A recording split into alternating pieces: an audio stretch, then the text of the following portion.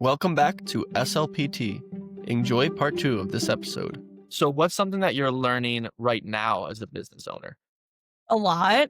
Every day is different, which I always felt like as a speech therapist to begin with, that no 2 days are the same, no clients are the same, but literally every single day couldn't be more different. The thing that I think that I've learned and I've appreciated the most of starting my own business is the flexibility of moving clients if I need to, scheduling accordingly, going home for lunch, right? So there's definitely pros and cons. But really, what I could say is no 2 days are the same because they're not. Some days we do admin, other days we pretty much treat every day. But every day is just so different from either like a clinical side or from a business side. And it's definitely a learning experience for sure. Awesome. Are you ready to jump into some speed round questions? Yes, let's do it. Okay. So, I think I know the answer, but play based or structured sessions? Play. Play. Totally. You got the easy one out early. Yeah, play. Favorite toy or therapy material? Okay, can I answer to both? Please. Toy, I would say, is Magnetiles. Magnetiles. Wow. Okay. I think Why? Magnetiles, I think they're for, like, every age. You can do a million goals. There's Magnetiles with people and animals, and you don't even need all of them. They're just great. In the office, we also have a magnetic wall, so they're just it can be very age appropriate, and it's open-ended, right? So that's, like, a whole part of our thing that we already mentioned is play, and it's being open-ended, and it's following the child's lead, whether they wanna build something, whether they want to use it to do I Spy, whether they want to do hide and seek. So our favorite toys, Magnetiles. Favorite material is anything Bajorm. We love Bajorm products. I was a very proud speech ambassador for them, and I just swear by their products. So, what are some things that Bjorn makes and you use? So they're famous for their cue cards. So it teaches children a visual with a sound. They also have like products for certain goals and certain sounds and things like that. So we just swear by them because it gives the child the support that they need without them becoming prompt dependent. Part of that is obviously the therapist, right? So it's like using the cards, but then taking the card away and you're still able to give them the name of that cue. What's one thing grad school didn't prepare you for? Anything like business wise. I think a lot of that is just like learn as you go, learn based on your experience, the legal part, the financial part.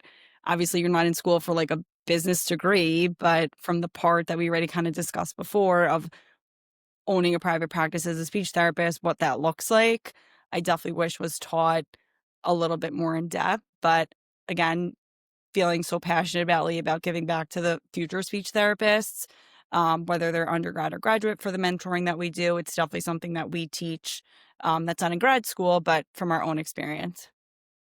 Yeah. Last one. Most underrated skill for running the private practice. Honestly, I'm going to have to say social media Sure. because you really need to keep up with it. And I'm very lucky to have a social media team. So I can't really say that that's my skill, but it's definitely underrated. Yeah, definitely in this day and age, social media top priority for business owners getting their word out in a way that's cost effective and building that brand recognition.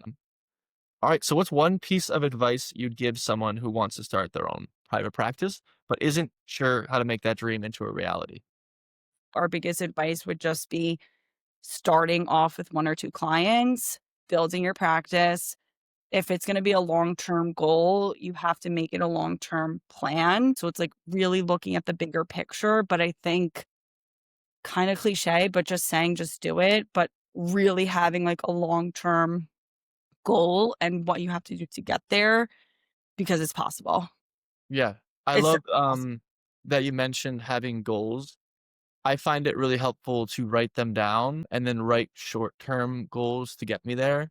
What are your thoughts on goals for yourself? I'm better at it for business and personal Yeah, because that's just hard. it And I think is. business is just a little bit more physical now than I have an office. But definitely, there was someone else that we had connected with.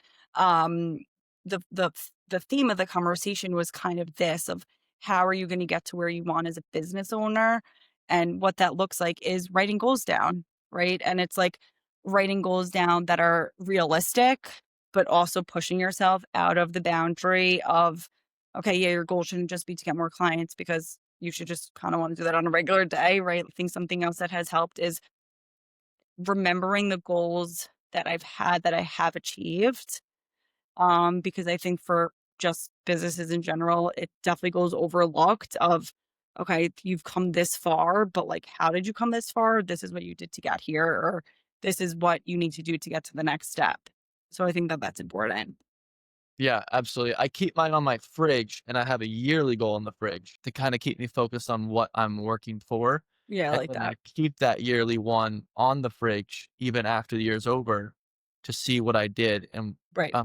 see what I've accomplished. It's definitely important to physically see it and then cross it out or just check and say that you've accomplished it. And knowing how hard you work to get to that spot is important. You gotta take those wins. Yeah. And the Yeah. losses. You have Yeah, to remember the losses that got you to where you are. that's true. On the note of losses, are there any losses that you have learned a lot from? There have definitely been experiences that I've learned from. Um, in the beginning or in the moment, they probably felt like losses, but now to where I am, it's always learning the lesson or finding like the silver lining of why something didn't happen or how come it didn't turn out to be like my very type A plan. Um, and learning and just taking the most out of that experience and remembering it of how it got me to where I am today. Right, and then improving on that in the future. Yeah, Mhm, mhm. awesome. Stasia, is there anything else that you wanna promote from your private practice that makes it unique? Yes. We are the proud admin of the Long Island Therapist and Provider WhatsApp group chat. So, kind of going back to like growing and expanding and goals and how to get clients. Your example of what you said before was that you're more willing to find a referral from a friend if it's someone that you know, right? So the first thing that people do is write on Facebook in all these mom groups on Long Island. I need a speech therapist to come to the preschool. I need a speech therapist that has availability between 3 and 5 o'clock.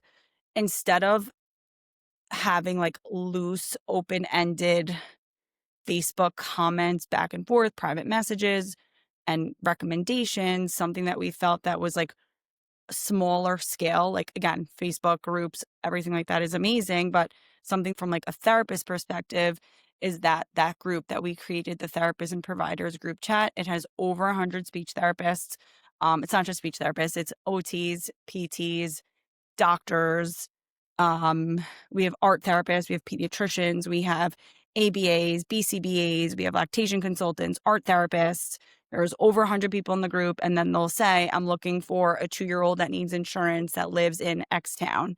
They'll say, I need great recommendation for a 65-year-old man that needs help with whatever type of language goal, right? And you'll get not only help from like a clinical standpoint, but also of really connecting therapists and providers to the families that are in need in a very fast way on a smaller scale because it's like a Long Island group chat versus like all these huge groups on Facebook that yes are great and Google reviews, but again, it's more personal if I'm referring to someone else that I know in another town, how they can get their child that support, and I'm really proud of it.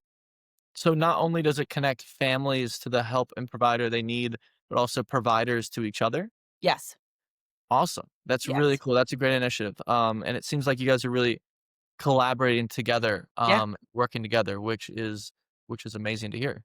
Yeah, it's really important because I really felt like so much of it was competition, especially in the Facebook groups. All these random people are tagging their own practices or their own friends' practices, and it's like, choose this one, choose this.